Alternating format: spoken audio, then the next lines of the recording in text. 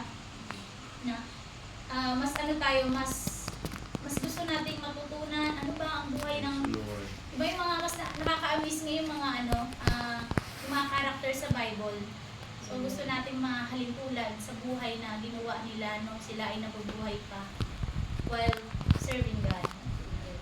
So then pangwala mga kapatid, growing humility.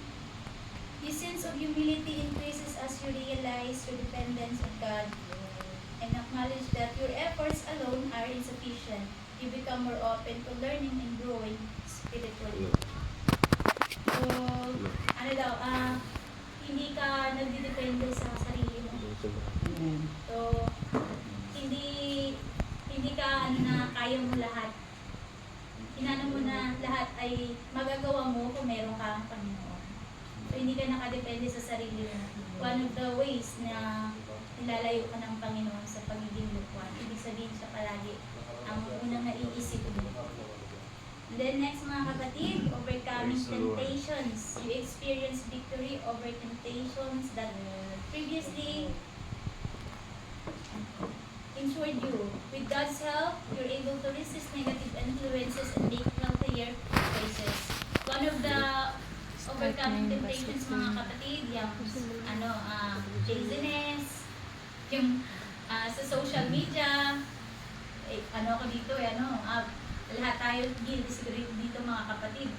Yung jealous, yung mahilig kang mag-compare ng sarili mo, di ba? Iba yung inggit, yan? Isa yan sa natin, mga tentasyon sa buhay. Ano pa ba? Cheating, ganyan. Ano pa ba? Marami, basta yung mga vices, yung mga paninigarilyo, pag-iinom. So, kung ikaw ay nilalayo na ng Panginoon sa pagiging lukuan, na mo na yun, na-overcome mo na yung mga ganong habit. Marami, hindi lang pag sinabing temptation, hindi lang naman pag-iinom, paninigarilyo, maraming bagay, di ba? Maraming bagay, yung mga makamundong gawa, yan ang mga temptasyon sa mundo. Lahat naman ang nakapaligid sa atin, temptation At ito lang, kapag hindi mo nababantayan, hindi mo nababantayan, nagulog ka na. Nahihila ka na pala. So yan, isa yan sa mga kapatid. Kung nasa Panginoon na tayo, kung nilalayo niya tayo, nararamdaman natin na bawal, hindi pala ito tama. Ay, wait lang. Hindi pala ito gusto ng Panginoon. So yun, nakakaisip tayo mga kapatid na nire-rethink natin na hindi pala ito kagustuhan ng Panginoon. So hindi, it's a no-no. Diba? Amen. Pang-sampo, community and fellowship. You seek out and engage in meaningful Christian fellowship and community, valuing the support, accountability, and encouragement it provides. So, community and fellowship. Tulad nito mga kapatid, isa ito sa sa mga, although diba, kahit may mga schedule natin ay magkakaiba-iba. So, nagagawa pa din na ganito mga fellowship na mas nagiging strong ang ating ang relationship natin not only sa isa't isa kundi sa God. So yun, isa yun sa mga na hinihila ka na ng Panginoon sa pagiging lukewarm. Mas magiging strong ka kapag ganito ang mo. Umaten ka sa mga fellowship. Hindi lang naman Sunday ang Sunday, Wednesday, or mga gathering natin. This is spiritual discernment. Meron tayong spiritual na pang-uunawa. You develop a heightened ability to discern between truth and falsehood. And you become more sensitive to the leading of the Holy Spirit in your decisions and actions. So mga kapatid, sa lahat ng pagkakataon, Panginoon ang nangunguna sa buhay mo. So yan, makakaisip ka na mga maling gawa, Panginoon lagi ang pinuuna mo.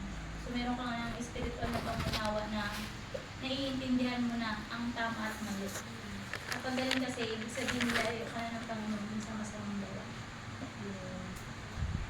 Well, Panginoon, I 12 is joy and peace. You experience a greater sense of joy and peace that comes from knowing and walking closely with God, even in the midst of life challenges. So, yun na nga, kahit na siguro tambak ang problema mo dyan, siguro lahat na ng problema na sa loob mo na, pero pag naiisip mo, ay may Panginoon ako, bakit ko iintindihin problema na yan? Wala akong pakialam sa problema, may Panginoon ako. So, hindi nababalot ng stress yung utak mo, ano ka, lagi kang may kasiyahan. Diba may mga Positive. tao na yung wala na kahit marami namang lahat na ng bagay na sa kanila na, pero bakit naisip mo, bakit makamatay? So anong wala sa kanila, diba? Anong wala sa kanila na doon sa tao na wala namang yaman, pero ayun, masaya ang buhay. Amen. Masaya ang ang nakikita niya, laging nakangiti. So, ibig sabihin, may difference. Kahit na daw sa'yo pala ang lahat ng bagay sa mundo. Di ba? Naiisip natin, bakit ang mga mayaman na nga bakit nagpakamatay pa, di ba? Napakaganda or lahat na ng achievement sa buhay na sa kanya na, pero naisip niya pa rin. Yun ang kulang, yun ang wala. Panginoon. Amen. So, lahat ng bagay daw, kung wala ang Panginoon, walang kwenta. Remember daw that spiritual growth is a journey and these signs may not all manifest at once or in the same way for everyone. Itong lahat ng ito mga kapatid, hindi naman to daw agad-agad na nararamdaman ng isang tao. Unti-unti hanggang sa nararamdaman mo na bumabalik ka na sa Panginoon. Na bumabalik na yung pananampalataya mo sa Panginoon. Pay attention to your inner transformation. Seek guidance for trusted spiritual. Pwede tayong mga kapatid na sino ba ang tatay natin sa paglilingkod dito sa lupa? Ang pastor.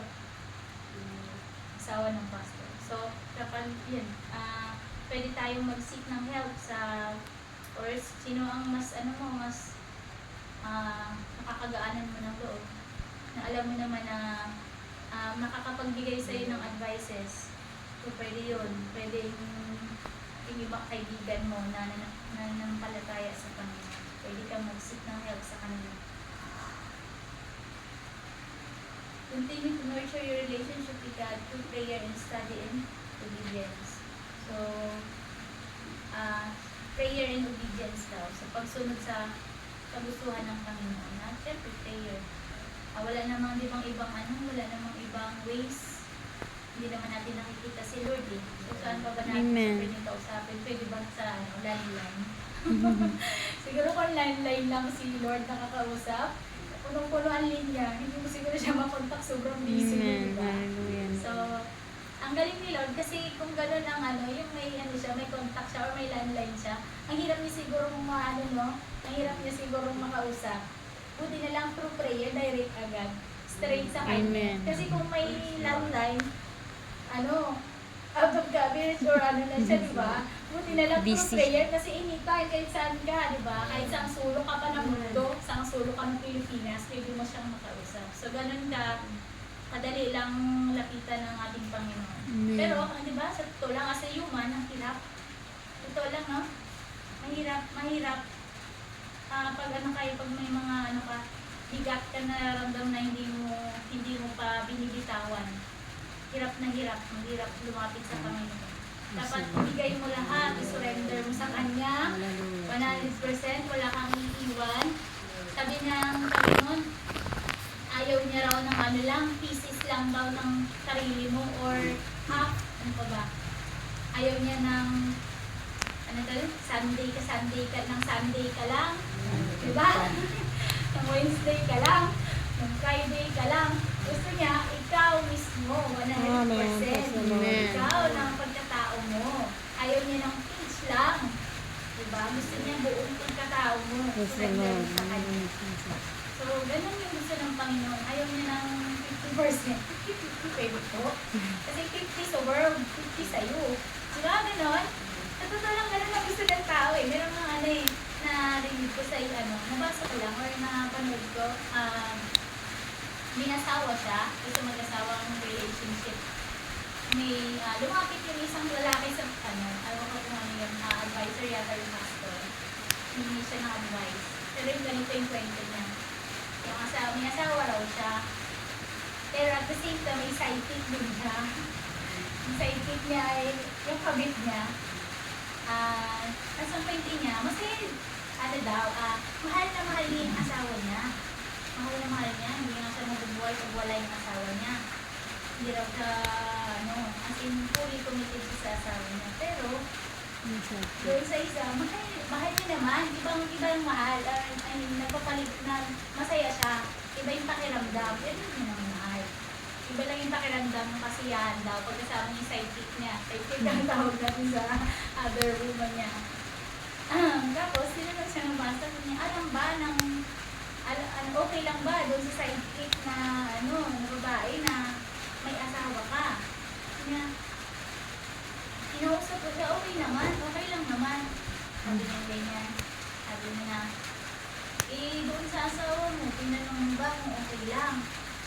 Ayun na nga, pastor, yung ikatanong ko sa'yo, yung advice sa'yo. Akala ng pastor, hihingi niya na advice. Magre-repent ba siya na mahihingi ng tawad doon sa pastor na pastor, paano ba ang patatawarin ng Panginoon? Meron akong other woman, gano'n. Yung palang hihingi niya ng ano po bang advices niyo, pastor, na maging okay itong set up sa asawang sa asawang babae ko, di ba? Yun yung advice na gusto mong hingin. Ano pa, saka namin pastor, akala ko Hindi niya mapakawalan. maghihingi lang ng advice na paano ko ba ikukonvince yung wife ko na pwede. Di ba, habang worship, habang sinasamba kita, Lord, pwede ba hindi ko? Gawin ko sa mga magmundong gawa ko? Pwede naman yun, di ba? Nandiyan ka naman eh. Hindi naman daw, yung asawa niya, hindi naman daw magagalit. Hindi lang naman. So, pwede ba yun? So, syempre, di ba hindi? Kung Silosa ang pumipig ka, Panginoon. ang relationship daw natin sa Panginoon, parang mag-asawa. May dapat maging 100% committed ka sa Kanya.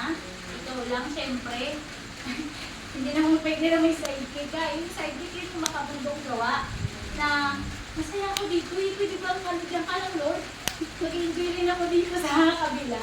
So, hindi naman ganun, di ba? Walang ganun. Walang ganun, Beth. So, God is only God. Wala kang ibang pwedeng, wala siya dapat kahati. Yun ang masabi. Hindi ka pwedeng pinch lang ang ibigay sa kanya o 50%. So, yun lang mga kapatid. Yun lang, matilihan tayo magpalakas sa ating Panginoon. Amen. Gaya ng Panginoon, pagiging lukwan. So, Amen. nararamdaman mo natin minsan yun, pero huwag natin hayaan na 100% talagang silain tayo sa pagiging lukwan na hindi na tayo makaramdam ng init sa Kanya. Amen. Pagiging sa So, yun lang mga kapatid. At